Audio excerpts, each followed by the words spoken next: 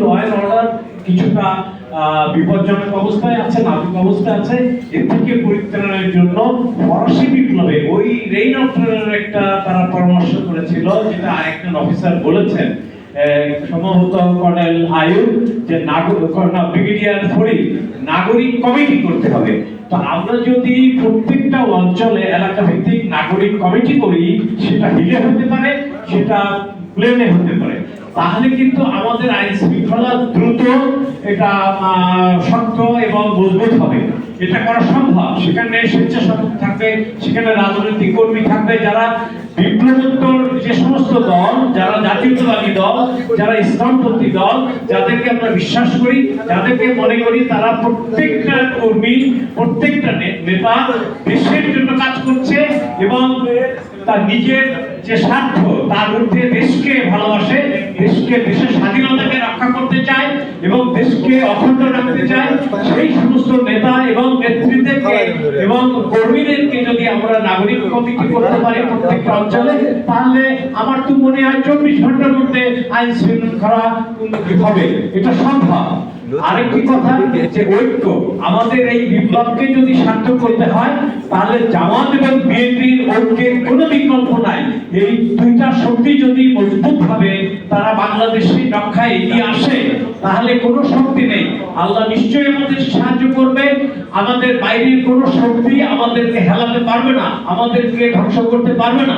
এবং আমাদের সকলকে, আমরা যারা এখানে উপস্থিত হয়েছি, আমরা সকলেই চাই জামাত এবং বিএনপি এই দুইটা রাজনৈতিক শক্তি অন্তত আগামী 5টা বছর, নেক্সট যে গভর্নমেন্ট আসবে, ইন্টারিম গভর্নমেন্টের পরে যে গভর্নমেন্ট আসবে, সেই গভর্নমেন্টের নেতৃত্ব তারা দিবে।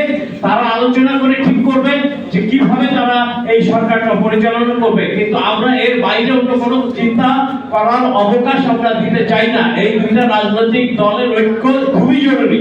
বাংলাদেশের ঐক্য, মানুষের ঐক্য মানে এই দুই রাজনৈতিক দলের ঐক্য। এই দুই রাজনৈতিক দল যদি ঐক্যবদ্ধ হয়, বাংলাদেশের মানুষ ঐক্যবদ্ধ হয়ে যাবে। আরেকটা কথা, বিভাজন আমাদের, আর বিভাজনের দিন শেষ। বিভাজনের রাজনীতি করতে আওয়ামী লীগ, ওই আওয়ামী লীগের রাজনীতি আগামী 20-25 বছর বাংলাদেশের মানুষ গ্রহণ করবে না। সেই ক্ষেত্রে আমাদের তৈরি করতে হবে এবং আমরা এই বিএনপি এবং জামাতের নেতৃত্বে আগামী বাংলাদেশ দেখতে চাই।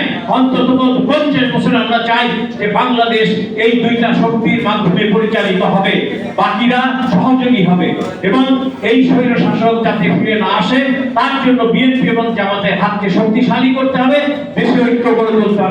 এবং ঐক্য হচ্ছে সুপার পাওয়ার, ঐক্য হচ্ছে সুপার পাওয়ার। এই সুপার পাওয়ার যদি আমরা তৈরি করতে পারি, ইনশাআল্লাহ আমরা বিপ্লবকে সার্থক করতে পারবো। আমরা অপেক্ষা করছি স্যারের বক্তব্য শোনার জন্য। উনি অত্যন্ত জ্ঞানী মানুষ। উনি শুধুমাত্র রাজনৈতিক নেতা না, অন্যান্য অর্ডিনারি নেতার মতো না। উনি অত্যন্ত জ্ঞানী মানুষ। উনি ইতিহাসে মাস্টার ডিগ্রি, সেই পাকিস্তান আমলে। তো উনি লেখাপড়া জানা একজন নেতা। আমাদের দেশে তো অনেক নেতা আছে লেখাপড়া জানে না, কিন্তু মন্ত্রী হয়ে গেছে, দেশ পরিচালনা করে। কিন্তু উনি কিন্তু একজন যোগ্য নেতা, সৎ নেতা এবং উনি ওনার বাবার বাড়িতে এখনো থাকে, নিজে বাড়ি নাই, ওনার নিজের বাড়ি নাই। কিন্তু আমি গেছিলাম স্যারের বাড়িতে, দেখলাম ওনার বাবার বাড়িতে উনি অবস্থান করছে। এরকম একজন নেতা, এরকম একজন সৎ নেতা, এরকম একজন যোগ্য নেতা আমাদের সমাজে কিন্তু বিরল। তো আমরা চাইবো স্যারের আরো এলিভেশন হোক, উনি জাতিকে নেতৃত্ব দিন, ঐক্যের নেতৃত্ব দিন, এটা আমরা আশা করব। ওনার মূল্যবান বক্তব্য আমরা ধৈর্য ধরে শুনবো। আসসালামু আলাইকুম। মেজর হাফিজ বীর বিক্রম।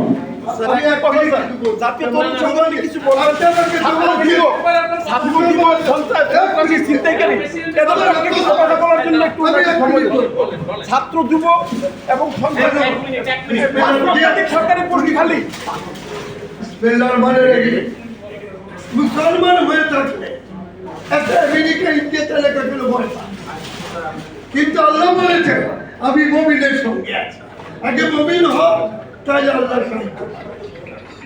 1 মিনিটে চেয়েছি 67 সনে আমি সাইকেলে করে পুরো পর্বত চট্টগ্রাম দেখেছি। আপনার ঘোড়া পায়ে হেঁটে বন্ধুজন ঘুরে দেখেছি। এ খালি ঠিক করেন জার্নালিস্ট স্কুলে থাকতো। আমি এই তো গত 1 তারিখে চাঁপাইনবাবগঞ্জ ডিগ্রি কলেজে গার্লস স্কুলে হাজার ছাত্র দেখেছি। মেসেজ দিয়েছে, ভিডিওতে পাঠাবো।